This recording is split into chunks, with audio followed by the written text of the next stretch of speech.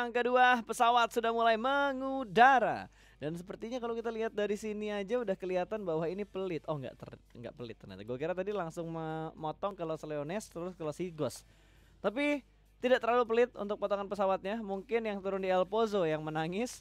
La Cobreria juga menangis. Tapi gue yakin setiap tim udah punya strategi cadangan. Kalau flight path sama drop zone mereka itu jauh. Tim sekelas PMGC nggak mungkin plannya cuma satu. Oh tidak mungkin. Bisa 3 plan aja mungkin bisa ya? turun di kampo militer waktu itu. Bisa kamu militer. Gue rasa kayak banyak banget sih beberapa kompon-kompon yang belum dieksplor untuk di Miramar ya. Di bawahnya Los Leones itu banyak banget gudang-gudang. Sebelah kirinya, di petak sebelah kiri itu juga banyak. Di antara Cemecerang Pekado itu gudang semua juga. Yes. Power grid gudang semua. Jadi banyak banget tempat-tempat yang bisa dipakai scrapping yang belum terlalu dieksplor. Bahkan Oasis tuh yang di antara La Cobreria sama Toria Humada tuh. Itu juga bisa buat scrapping. Betul, cuma kendaraannya memang agak susah di situ. Betul. Tapi lo lihat kayaknya Navi akan Tabrakan. perang terlebih dahulu sama Secret Jin. Drop zone mereka sama. RRQ. RRQ kemana? LL. Oh, Ini dia bilang plan situasional. ketiganya. Situasional. Plan ketiganya mereka. Mereka RRQ tahu- punya berapa banyak planning berarti ya? Tapi ya itu yang ya itulah orang-orang yang rajin main PUBG Mobile pas mau turun kota mana juga ayo. Betul. Udah tahu gitu. Wow, Keren sih, keren sih. banget sih. Ini berarti kita bakal melihat dua fight di early game harusnya antara RRQ sama E1, Navi sama Secret Jin. Malah cumcer kosong, Bas. Cumcer. Cumcer Kosong. dilewatin sama Alpha 7 Tujuh, dilewatin. mereka ke Monte, Ladrilera Monte mereka. Oh, wow. Oke, unik juga ya ternyata beberapa tim memilih untuk tidak mengisi, nggak sekedar mengisi ya pas ya. Mereka lebih mending gue turun tempat gue yang biasa tapi gue fight daripada gue ngisi tempat yang gue nggak gitu kenal. Tapi ada juga yang ya udahlah kita explore daerah baru karena circle-nya juga nguntungin, terus garis pesawatnya juga susah buat kita turun ke drop zone awal kita. Betul, makanya enak pas tim-tim turun tengah. Betul, gue jadi sih gue pecahin ban baginya. Minimal nggak dapet bagi. Naik, lewat, tapping, lewat. Wah, Wah, stay lagi dia. Ya lewat. Iya. Iya. Gue kayak ngelihat mainan zaman dulu tau gak lo? Kayak zaman game-game Nintendo. Nggak, yang gue kebayang tadi pas tau nggak sih yang apa sih mainnya? Yang lu ngitung nih. Hah? 1, 2. Oh, Benteng Takeshi zaman dulu. Terus lu puter balik, kalau lu puter balik orangnya nggak boleh lari, harus diem. Betul, itu Benteng Takeshi zaman dulu juga ada kayak gitu Harus tuh. mendekat ke ini kan, ke posnya Iya. kan. Kalau Benteng Takeshi itu dari bawah naik ke atas. Pokoknya kalau orangnya berhenti itu lu nggak boleh bergerak. Harus diem. Harus diem. Kalau ketahuan gerak, jatuh kan. harus ngulang lagi dari awal biasanya. Iya itu. Ada-ada aja ya. Ada-ada yang aja. unik-unik kayak gini nih.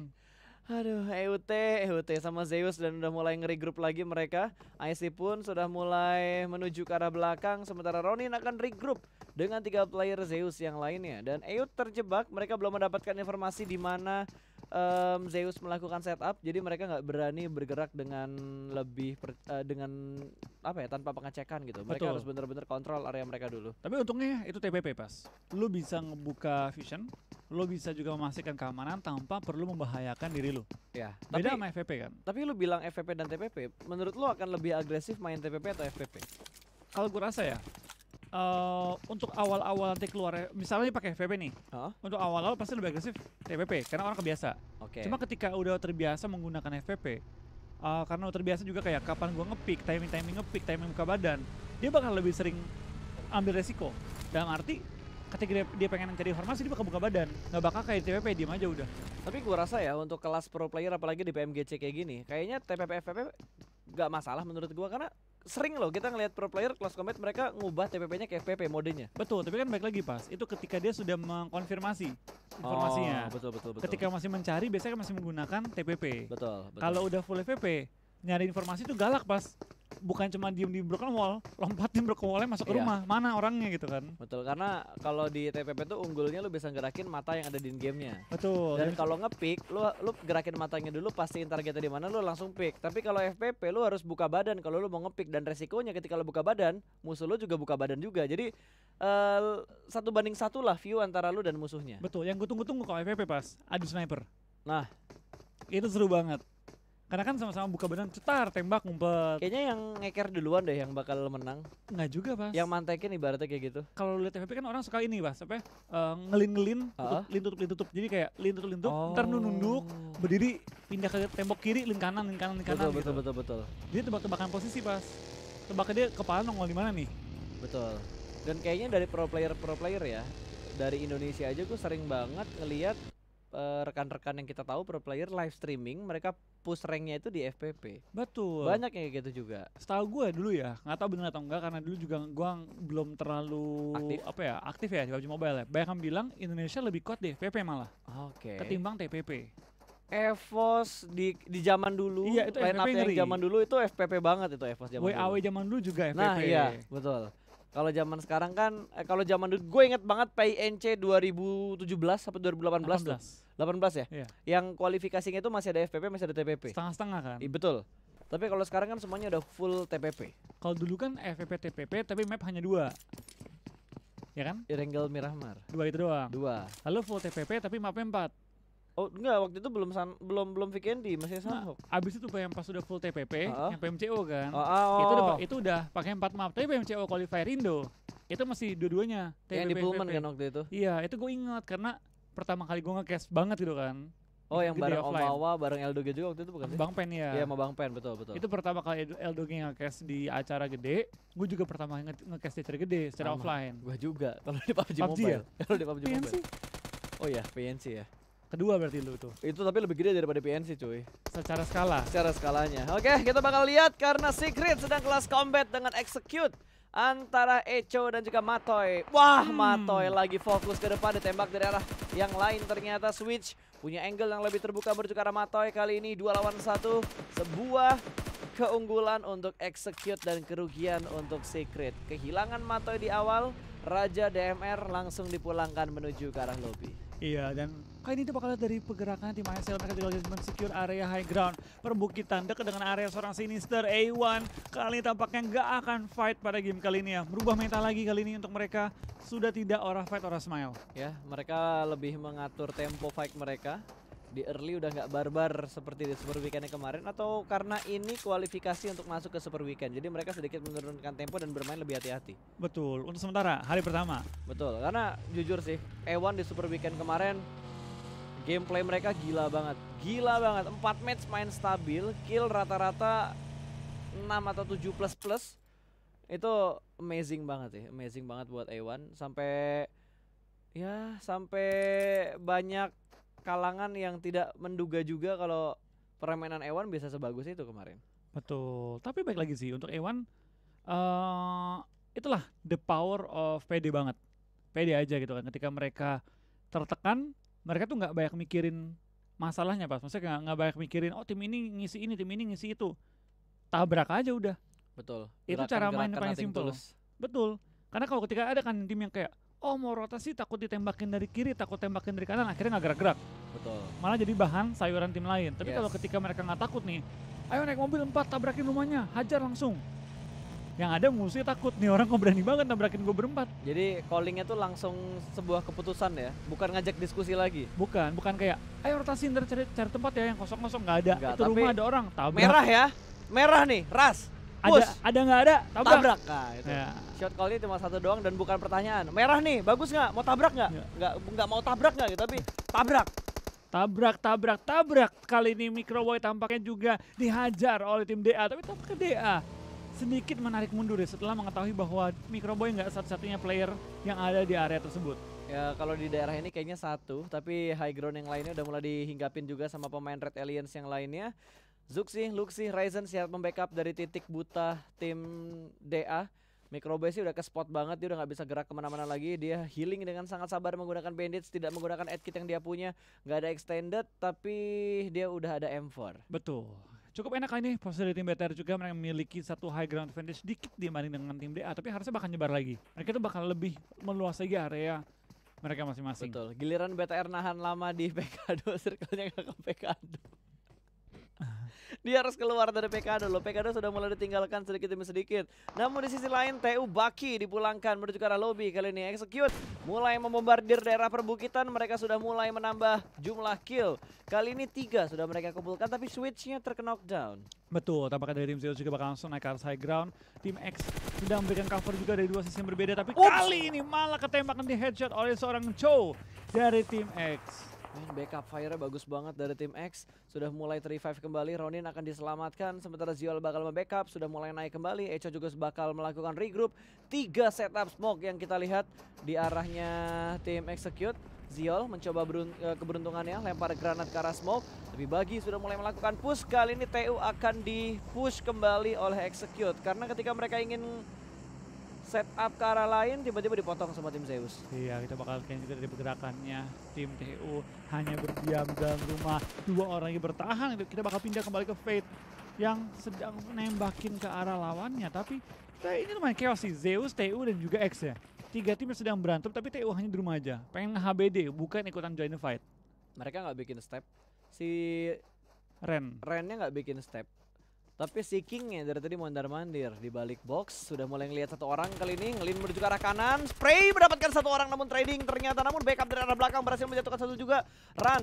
Tinggal 1 lawan 1 dengan tim Execute di bagian compound ini. Satu cukup deras darahnya bleeding out dan dipulangkan menuju ke arah lobby. Dan Fate berusaha untuk menyelamatkan last playernya yang sedang terkena knockdown. Run akan mencari-cari kembali, satu backup kembali datang, 2 lawan 1 kondisinya. Kalau sudah ter-revive menjadi 3 lawan 1 dan Switch akan melempar granat langsung ke bagian belakang dari arah Broken Wall. Revive berusaha dilakukan namun granat yang begitu menyakitkan. Vaulting dan jump shoot gagal. Fate mendapatkan last man standing dari The Unnamed. TU pulang menuju ke arah lobby menjadi tim pertama. Betul, tapi kita bakal kayak ini juga masih ada cukup banyak tim yang fight.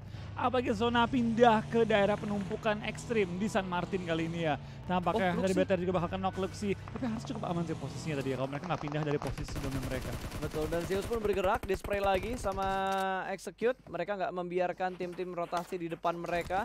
Namun mereka juga harus bergerak kurang lebih 260 meter untuk masuk ke dalam lingkaran yang ketiga. Luxi masih bisa diselamatkan. Zuxi langsung memberikan setup smoke. 3 setup smoke sudah mereka keluarkan. Sementara Microboy bakal membackup dari belakang. Scope 8. Betul, coba nge-cover pergerakan dari tim DA supaya tidak sampai ke tujuan mereka itu ke arah posisi tim BTR. Bagus kah?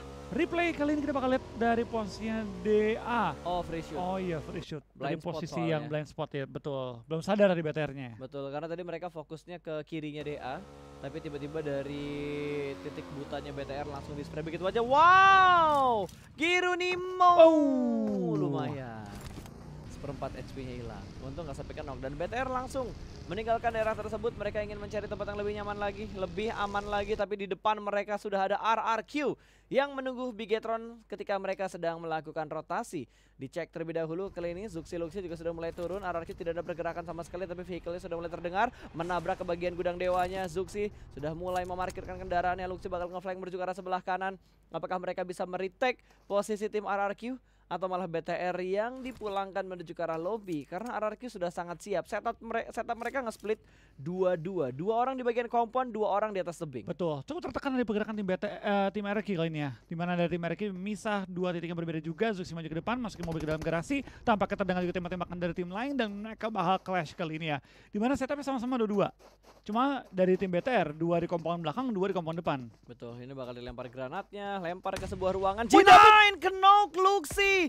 What a nice nade, bahkan langsung dikonfirm jadi sebuah kill oleh temannya sendiri. Ernie membantu Red Aliens untuk perang dengan timnya sendiri. Betul, tampaknya dibantu sedikit ya oleh Ernie tadi, katanya nggak apa, gue bantuin secure bro.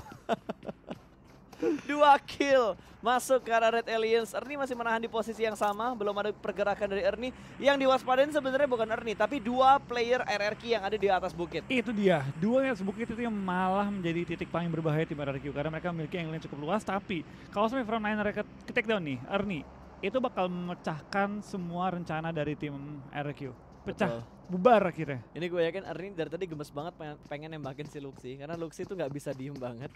Dia petakilan banget keluar kanan kiri. RRQ itu dari Ernie udah pengen ngepick tapi masuk lagi. Pengen ngepick, masuk lagi. Dan kayaknya dari dua player RRQ yang di bukit, satu diantaranya udah mulai ngebuang angle ke arah kompon ini. Betul. Ya kita bakal lihat sih dari BTR, harusnya mereka bisa mendefend. Apalagi sekarang RRQ jadi ibaratnya bodyguard BTR. Nyayurin tim-tim dari arah luar. Harusnya ya. Oh betul, karena 2 player RRQ di tebing ya. Betul. Ya, dan 4AM juga ketemuan sama DA tadi. Suk dari 4AM langsung terkena knockdown. Belum ada kill feed lagi untuk confirm kill, tapi Ya, satu player dari 4AM sudah mulai terspot dan Bigetron pun nggak boleh lama-lama di sini karena di belakang mereka ada tim lain yang sudah mulai datang, ada Alpha 7 yang melihat dan memperhatikan tempat di mana BTR berada. Iya, kita bakal ada tim RQ tampaknya juga nembakin ke area-area sekitar di mana 4AM Suk kali ini tumbang Mati sama oleh zona. Blue Zone ya. Berarti killnya masuk ke DA tuh. Dia ya, karena dia kan knock-in kan. Ya, karena dia yang ngenokin dan matinya sama zona. Kecuali enggak nih, tadi notif N kan ya? Notif N, Ya, itu notif bukan N. notif knock. Bukan notif knock. Berarti udah fix masuk killnya ke arah DA. Ini BTR enak banget sih posisinya. Dapetin compound di ujung zona juga, di TB-in lagi sama RQ. Tinggal nunggu momen aja. Kalaupun dari Konina Power nabrak ke komponnya BTR, yang bakal menghadapi mereka duluan adalah Ernie. Betul, bukan BTR. Bukan BTR-nya. Makanya Karena gua dari bilang- jalur masuknya Konina Power itu ketemunya sama Ernie duluan. Makanya gue bilang enak nih, posisi BTR enak, ada bodyguard-nya lagi. Betul. Tower jagain mereka. Yes, dan ada 2 player RRQ juga yang ada di bagian high ground. Gue yakin Ernie bakal di backup juga. At the end-nya Ernie bakal dapat backup dari 2 player lain yang ada di bagian high ground-nya, di atas Betul. tebingnya. Dan ketika dia udah di backup, kalau tumbang, BTR mengambil keuntungan lagi. Betul, bisa jadi third party-nya BTR. Betul, tapi itu semua dalam teori. Ya, itu teori kita. Teori kita. Kita bukan penulis skrip dan skripnya harus terjadi gitu, bukan ya. Kita juga bukan cenayang. Kita juga bukan cenayang, itu hanya prediksi kita aja. Tapi dari gerakannya sih kayaknya dari KP mereka bakal lewat. KP lewat gitu skip aja. ya, di skip lewat. Pip pip pip pip, KP mau lewat. Wow, di skip Gila. begitu aja dong. Mereka nggak tertarik dengan compoundnya BTR. Mereka mengambil bagian lower groundnya, tapi 2 playernya turun di sekitar BTR. Betul. Sudah harus setup kembali supaya lebih rapi lagi. White langsung naik lagi ke atas mobilnya. Oh, diparkirkan doang supaya menjadikan forting untuk tim mereka. Namun ternyata 1 player terkena knockdown dari Red Alliance. Tapi dari KP juga agak sulit ya, karena mereka dalam posisi yang cukup terjepit oleh tim lain. Bahkan di belakang mereka juga ada tim X yang sedang mengganggu pergerakan mereka. Rob Dini dan kawan-kawan lagi berusaha untuk bertahan di tengah-tengah open field yang sangat terbuka. Tapi Zeus malah yang nabrakin ke RRQ harus nge-defend tim Zeus dari 2 sisi yang berbeda. Betul, sementara Luxi sudah mulai mengokang granat, dia bakal lempar menuju ke arah rumah. Ada Ziul di bagian rumah itu dan di take down oleh Beer 11. Ziul tertangkap. Ada Beer yang punya angle dari atas tebing untuk melihat setup dari tim Zeus. Ernie pun harus sharing compound dengan si IC dari tim Zeus. Sementara dari ASL masih bisa melakukan revive. Ziol tidak bisa berbuat banyak lagi dan IC pun hanya bisa bersembunyi dalam satu setup smoke yang udah dia bikin. Ya, kita bakal kain dari tim RRQ masih coba untuk menahan pergerakan tim Zeus. 1 player knock, tapi EUT akan pulang ke arah lobby juga sebagai tim ke-15 pada game kali ini.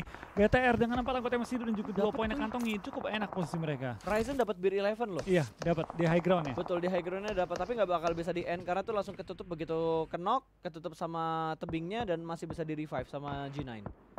Pelan-pelan kita bakal lihat dari tim football juga bakal terobos dalam di circle. Wah G9. Di Tui-nya G9 kan udah dipulangin tadi. Tapi execute juga bakal pulang dan tampaknya di circle kali ini cukup banyak yang tumbang dan circle lagi ke arah tim Bigetron Red Alliance. Betul, dan Beer kenop untuk yang kedua kalinya oleh tim Red Alliance. Kalau tadi Microboy, sebelumnya ada Ryzen yang ngenokin Beer 11. Oke. Nah, Secret juga masih berusaha untuk survive. 2 player mereka tersisa. Lemparan granat dari Footballist benar-benar membuat Secret tidak bisa bergerak lebih luas karena memang posisi mereka sudah terspot. Spray through the smoke dari Lutz juga belum bisa mendapatkan apapun, tapi setidaknya mereka udah bisa ngepres pergerakan dari tim Secret. Hanya tinggal mencari beberapa informasi lagi, tapi mereka tidak boleh lengah karena ada tim lain yang sudah melihat ke arah Footballist. Betul, TS juga langsung ngeperon di bawah gundukan dekat dengan mobil mereka dan Secret Team bakal pulang ke arah lobby pada kali ini. Oh, Ernie kelar berarti ya? Ernie kelar, kita Ernie bakal dari kelar. tim Zeus memberanikan diri untuk maju, tapi backupnya belum datang dari RRQ nih.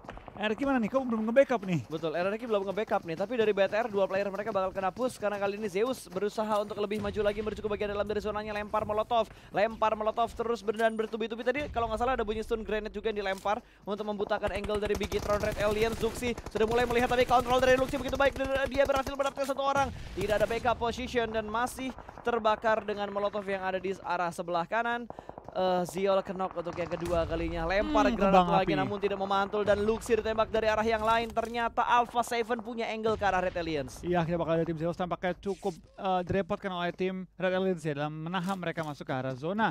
Tapi di sini diunggulkan oleh tim BTR. Kenapa? Karena mau nggak mau Zeus harus maju. Mau nggak mau karena zona akan menghimpit mereka. Kalau mereka maju telat bakal terhimpit oleh zona dan bakal tembaki oleh Red Alliance. Betul, yang gue tunggu tuh RRQ udah pulang tuh. Udah pulang mereka tadi di RRQ posisi udah pulang, betul. ke-11. Mereka sudah dipulangkan menuju ke arah lobby, sementara Trixie pun sudah mulai berpindah dan keluar dari bagi yang sudah berasap. Tinggal 2 player, Koreana Power pun dipulangkan menuju ke arah lobby. Gonzo dimakan oleh DA dan Zuxi Luxi masih bertahan di satu tempat yang sama. Ini enaknya Zuxi Luxi, mereka pede karena di kiri mereka ada Alpha yang bisa ngebantu secara nggak langsung. Dan Microboy Ryzen juga punya angle untuk nge-backup posisi mereka. Iya. Wah, tapi Luxi kenok lagi. Iya, dia kenok lagi. Tapi dan bakal di langsung end. di-end oleh tim Zeus. Kita bakal lihat Zuxi seorang diri bertahan menahan 3 anggota tim Zeus yang Oh, berhadapan dengan tertangkap. mereka dan kenok kali ini Zuxinya. Ya, tapi nggak apa-apa karena emang posisinya agak sedikit sulit juga. Ternyata dari Microboy dan juga Ryzen harus fokus ke bagian lain juga. Di belakang mereka ada Alpha 7 dan itu high ground. Kanan mereka ada tim Secret, seberangnya lagi ada DA. Posisi mereka harus fokus untuk menjaga angle compound mereka sejauh ini. Betul. Dan harus berdoa juga supaya circle-nya nggak keluar jauh-jauh dari tempat mereka. Tapi Zeus bakal tertahan oleh tim BTR. Zona pun menghimpit, tapi what a nice knocker tim BTR ya. Ryzen pemain kunci dari BTR kenok kali ini dan hanya misalkan Microboy. Dan Ryzen yang kali ini pelan-pelan merangkak ke arah Microboy untuk di revive. Betul, apakah bisa di revive kali ini sudah mulai masuk ke dalam shake-nya, tapi IC nggak bakal bisa bergerak. Alpha 7 secara nggak langsung membantu BTR untuk hidup lebih lama lagi. Betul, dan zona masih sangat menguntungkan bagi tim BTR. Tinggal maju dikit lagi di mana depannya ada gundukan juga. Ya, ada broken wall juga yang masih bisa dipakai sama BTR. Itu broken wall-nya masuk zona nggak ya? Ujung banget mungkin ya. Batunya mungkin masuk zona. Batunya iya. Wow, IC jarak sedikit ini pakai sniper, oke. Nakutin. M24 lempar granat, bos. Ini Ryzen, bos. Mengudara sudah granatnya dan hampir saja kenok. Pindah, tidak ada coveran sama sekali. Keluar dari obstacle-nya dan langsung dipulangkan menuju ke arah lobby. Tapi Ryzen trading dengan Ziol. Lemparan granat lagi, Ryzen kembali masuk ke dalam rumah. Dan masih bisa ter-revive. Please jangan ada bom, please jangan ada bom. Tampaknya dari tim ASL juga memberikan covering fire yang sangat baik terhadap tim BTR kali ini. Tidak membiarkan lawannya maju. Thank you ASL. Wow, diselamatkan sama 2 tim, Alpha 7 dan ASL membantu posisi BTR sejauh ini. Tapi ini nggak dalam waktu yang lama, BTR juga harus bergerak. Blue Zone sudah mulai bergerak kembali, Wolfie. Betul, tapi untuk sementara minimal BTR selamat ya. Itu yang terpenting untuk sementara waktu ini. Depan dia open field, mau nggak mau dari BTR perlu melakukan smoke setup dan juga porting kalau pengen selamat. Yap. Dan 4AM juga bakal coba untuk nge-push ke arah Alpha 7. 2 player Alpha 7 di arah compound di dekat gudang dewa nih, di gudang dewanya. Sudah mulai setup, perlahan-lahan mereka bakal maju. Hasaki akan mengokang granat, sudah menempel di tangannya menunggu timing lemparan mengudara begitu saja, tidak masuk ke dalam ruangan ternyata. Namun gak ada orang juga di dalam sana. Microboy pun berhasil mendapatkan Trixie, dipulangkan Navi menuju ke arah lobby. Bigetron masih bisa bertahan. Kobe sudah mendapatkan 2 kill. 2 kill, masuk dalam jajaran top 6-7 sementara ya untuk top round killer pada kali ini. BTR masuk zona pas rata, Broken Wall-nya masuk. Tapi ini ujung, bener-bener ujung banget loh. Yang penting aman dulu, Bas. Ya, yang penting daerah kanannya tuh bersih dulu. Jadi BTR bisa ambil supply-nya. Lumayan, reset armor sama helm level 3. Dan tembok kecil. Yes, dan tembok kecilnya masih bisa mereka pegang juga. Wah, ini chaos banget. Bakal di-spray dari high ground, spawn-nya tumbang. 1 tumbang kembali dan hanya tinggal Shinhei di kompon tersebut. 1 sudah mulai nge-push dan Ryzen memberikan tappingan menuju ke arah Hasaki yang terjebak di 1 jeep yang sudah terbakar. Kolong mobilnya bakal diincar dan Silas juga sudah dipulangkan menuju ke arah lobby. Terlihat dengan sangat bebas angle view dari Alpha 7 yang paling baik untuk circle ke-6 ini. Betul, dia baru nyayur kiri dan kanan, tapi baik lagi jangan terlalu banyak nyari lawan atau nanti lawan-lawan ya bakal bersatu dan menyerang mereka rame-rame ya. Sebenarnya pertanyaan gue lebih ke berapa banyak peluru yang mereka punya, karena mereka di high ground, mereka ngenokin, mereka nge-end, mereka dapat poin, tapi mereka nggak bisa nge-looting. Itu dia PR juga ya, tapi kita bakal lemparan bom ke dalam dari tempat Alpha 7. Akan saling bonyok-bonyokan dan yang paling diuntungkan adalah tim lagi nonton. Ya lagi nonton kedua tim ini hajar-hajaran. Betul, dan ada 1 player tadi yang healing kayaknya bakal dicuekin. Wow, Sena terjebak di atas, sementara 1 player dari Alpha 7, Lau, yang terkena knockdown masih bisa di-revive oleh Gwyn.